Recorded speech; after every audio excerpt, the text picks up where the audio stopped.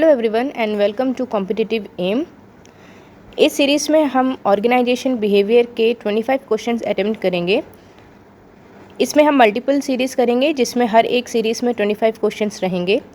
जैसे कि आपको मालूम है कि लखनऊ यूनिवर्सिटी में एनईपी के थ्रू बीबीए के कोर्स इस बार एमसीक्यू बेस्ड क्वेश्चंस होंगे आपके एग्ज़ाम में, तो इसीलिए हम ये एमसीक्यू सीरीज़ लेके आए हैं जिसमें हम एटलीस्ट 250 क्वेश्चंस अटेम्प्ट करेंगे।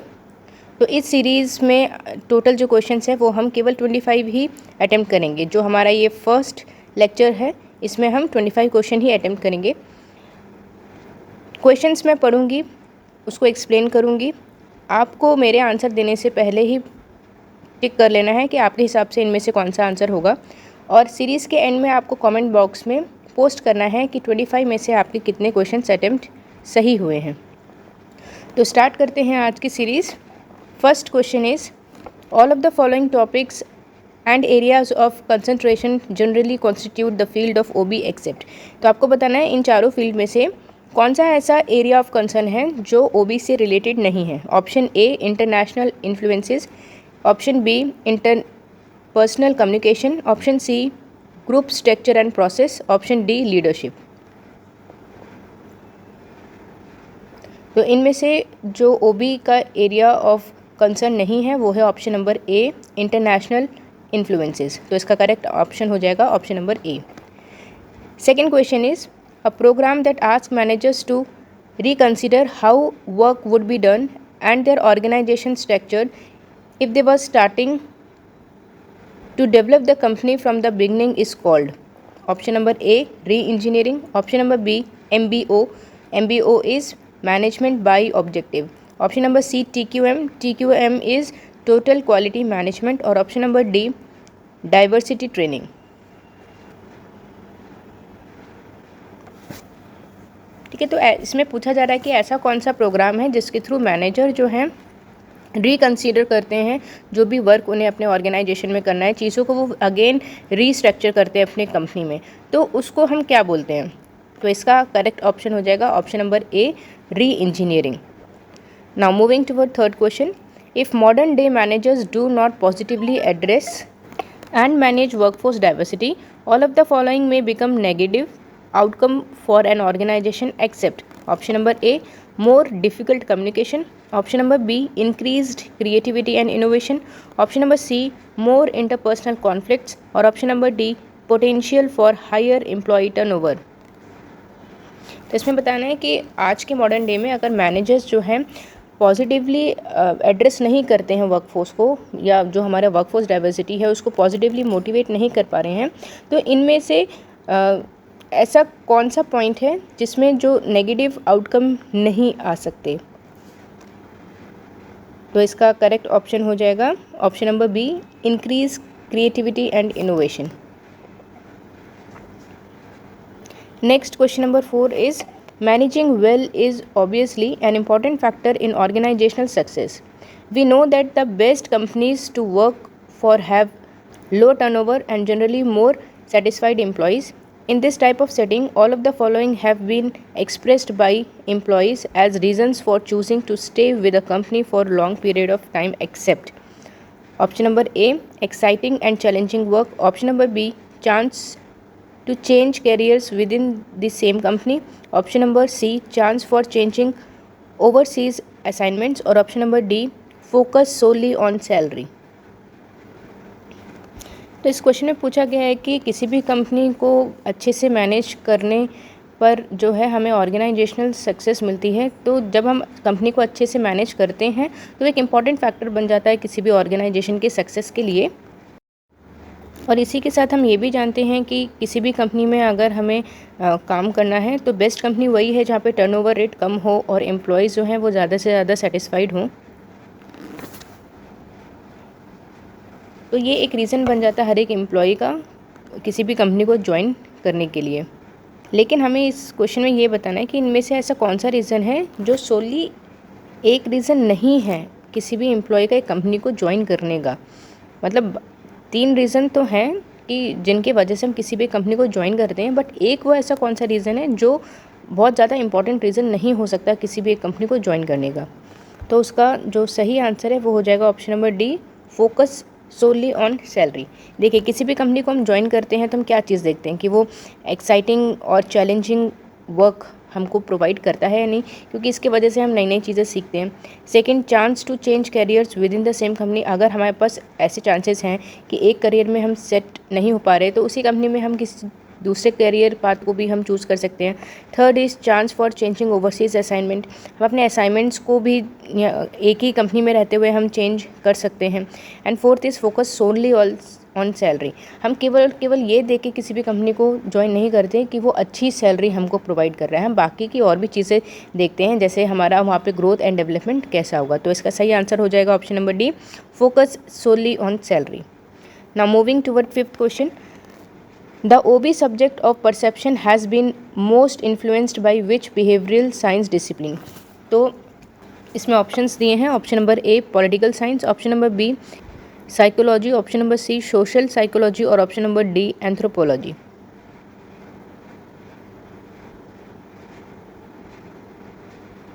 So the correct answer here is option number B, psychology.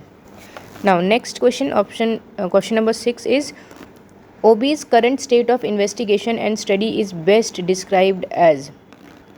Option number A, all of OB is based on universal truth proposed by academics, researchers and practitioners. Political force have a tendency to influence the study of OB and hence skew resulting conclusions. Option number B, there is little disagreement among OB researchers and scholars as to the current state. Option number C, OB is practically based on situational or contingency conditions driven by leadership style. Or option number D, cause effect principle which tend to apply all the situation have been isolated. So the correct option here is option number C, OB is practically based on situational or contingency conditions driven by leadership style. Now next question number 7 is, तो इस question में आपको एक condition दी हुई है, condition को मैं read कर लेती हूँ, उसके बेसिस पे 4 ऑप्शन दिए हैं, आपको एक करेक्ट ऑप्शन को चूज़ करना है। You are working as an assistant to an OB specialist doing research on a project to determine relationships between certain variables and cause effect situation. The specialist is attempting to determine when people are motivated by pay or salary and when they are motivated by recognition, support and encouragement. By examining the connection between reward and incentive and motivation under various conditions, the specialist appear to be using which of the following approach in research? Option number A, open system approach, option number B, contingency approach, option number C, human resource approach और option number D, observational approach. तो इस question में जो researcher है, specialist है, वो अलग अलग सिचुएशन को एनालाइज करता है, जैसे एक कॉज एंड इफेक्ट रिलेशनशिप वो सेट कर रहा है, किसके बीच में, रिवॉर्ड्स के बीच में, इंसेंटिव और मोटिवेशन के बीच में. तो जब हम अलग अलग एरियाज़ में कोरिलेशन की स्टडी करते हैं, कॉज एंड इफेक्ट की स्टडी करते हैं, तो इस अप्रोच को हम रिसर्च की कौन सी अप्रोच बोलते हैं? तो इसका करेक्ट आंसर हो जाएगा option number B, contingency approach. तो कंटिजेंसी अप्रोच में हम क्या कर रहे हैं, हम अलग अलग फैक्टर्स के ऊपर ध्यान देते हैं और उनके ऊपर हम कॉज एंड इफेक्ट का रिलेशनशिप स्टैब्लिश करते हैं. तो नेक्स्ट जो क्वेश्चन है वो है क्वेश्चन नंबर 8, जो कि इसमें इमेज में आया नहीं है. तो इस क्वेश्चन को मैं रीड करके बताती हूँ, जिसके ऑप्शन सामने दिए हैं. तो question number 8 is the structure of an OB model includes 3 level of analysis, individual, group and organisation system. Issues that influence all 3 levels in various way and thus affect behavioral dynamics are. ठीक है, तो हमने OB के model में ये देखा है कि हम 3 लेवल पे एनालिसिस करते हैं, इंडिविजुअल लेवल पे, ग्रुप लेवल पे और ऑर्गेनाइजेशन लेवल पे. तो ऐसे कौन से इश्यूज़ हैं जो तीनों लेवल को इन्फ्लुएंस करते हैं और हम जो बिहेवियर डायनेमिक्स है उसको इफेक्ट करते हैं? तो जो 4 ऑप्शन है वो है option number A, change and stress, option number B, organisational culture and commitment, option number C, power and politics और option number D, work design and technology. तो सही आंसर यहाँ पे हो जाएगा option number A, change and stress. Now moving toward question number 9. Some of OB's challenges and opportunities includes all of the following except। ठीक है, तो कुछ challenges हैं, वो इनमें से क्या चीज़ एक्सेप्ट नहीं करते, या इनमें से कौन से ऐसे चैलेंजेस हैं जो ओबी के चैलेंजेस एंड अपॉर्चुनिटीज़ में इंक्लूडेड नहीं है। Option number A, reinforcing the importance of traditional method of management. Option number B, offering specific insight to improve interpersonal and people skill। option number C, helping us learn to cope in a continuously changing world। or option number D, facilitating the improvement of quality and employee productivity। so the correct option here is option number A, reinforcing the importance of traditional method of management। now moving toward question number 10, one of the major framework that every individual will need to develop and accommodate throughout their working life is option number A, always work for others since this reduces stress। option number B, recognize that a contingency approach is of minimum value। option number C, a continuous process of learning that skill building। and option number D, rely on traditional values since they have worked in the past। तो इस question में हमें बताना है कि वो कौन सा इम्पॉर्टेंट फ्रेमवर्क है जो हर एक इंडिविजुअल अपनी थ्रू आउट लाइफ में डेवलप करना चाहता है और उन चीज़ों को एकोमोडेट करना चाहता है। तो इसका सही ऑप्शन हो जाएगा option number C, a continuous process of learning and skill building. हर एक इंडिविजुअल कॉन्टीन्यूअसली जो है लर्निंग प्रोसेस में रहता है और अपनी स्किल्स को हमेशा अपग्रेड करता रहता है। Now moving toward question number 11, in order to delegate authority a superior must do which of the following. ठीक है, किसी भी अथॉरिटी को डेलीगेट करने से पहले जो हमारे सुपीरियर होते हैं वो इनमें से कौन सा काम करते हैं। Option number A, development of subordinates. Option number B, commensurate authority. Option number C, clear responsibility. और option number D, all of the above.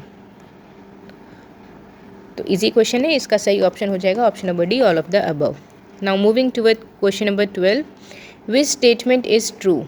Option number A, the classical approach was criticized vehemently by sociologists and social psychologists। Option number B, Henry Fayol stressed the functional approach। Option number C, Frederick Taylor is the father of scientific management। और option number D, all of the above। तो इसमें जो चारों के चारों statements हैं वो एकदम करेक्ट हैं, तो इसका ऑप्शन नंबर डी करेक्ट हो जाएगा, all of the above. Now 13 question is which is the process to resolve conflict according to March and Simon। option number A, problem solving। option number B, politics। option number C, persuasion। और option number D, all of these। इसका correct answer हो जाएगा option number D, all of these. सारे ही problem जो है conflict को resolve करने के लिए हम यूज़ करते हैं।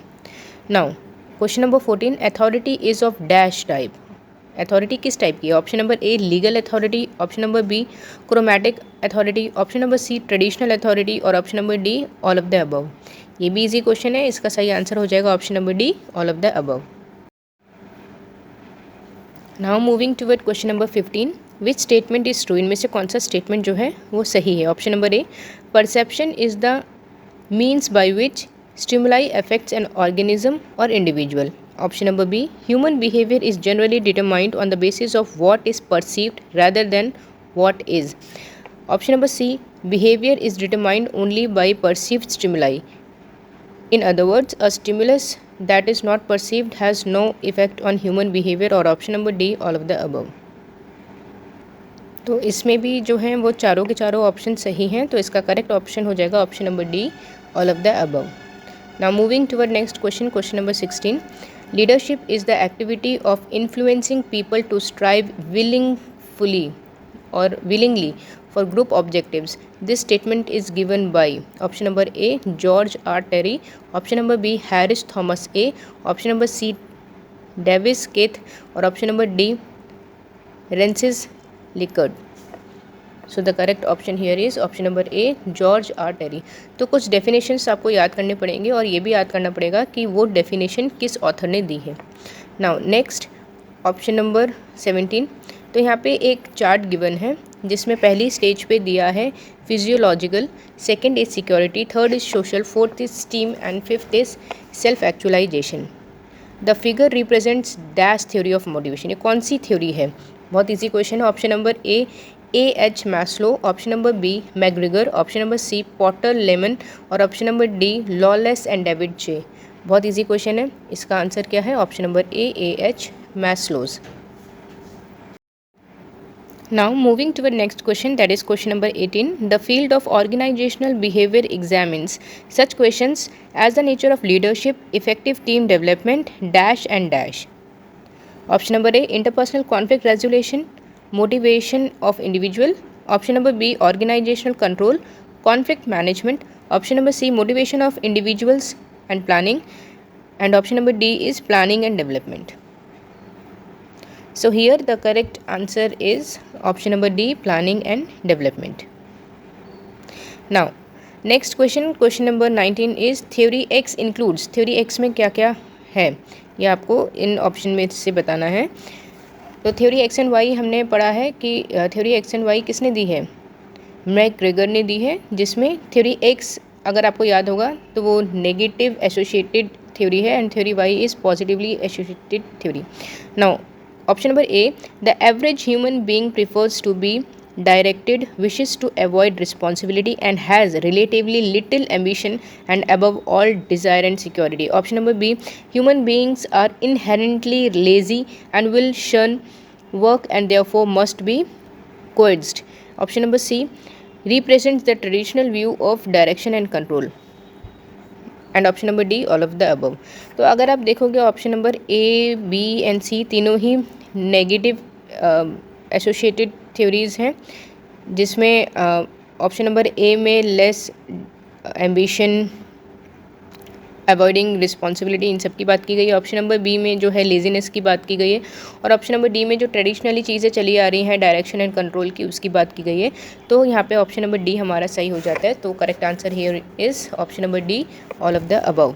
Now next question, question number 20 is theory Y includes. Y क्या थी?